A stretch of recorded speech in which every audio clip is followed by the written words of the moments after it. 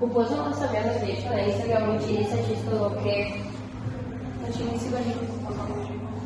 Pa nisam ga upoznala živo, razgovaramo preko Instagrama. Nema slike.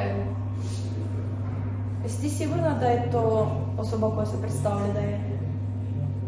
Pa javio mi se, bio je pristojan, predložio me da se vidimo sutra od 2, ja bom išla pa budem vidjela. Ja sam na tvojem mjestu ne bi našla s njim, ne znam, nekog se ničim. Ja mislim da ti previše razmišljaš. Našao sam neku malu.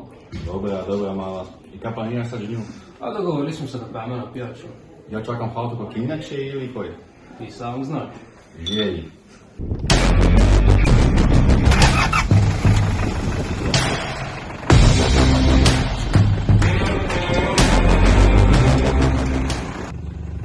Upravo idem prema njemu pa se mi čujemo poslije, može? Ajde, bok.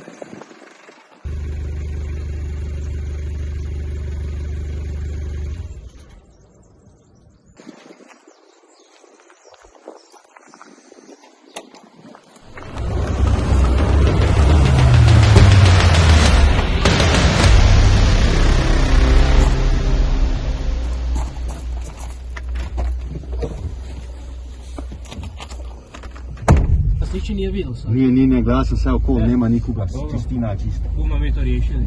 Nema briga.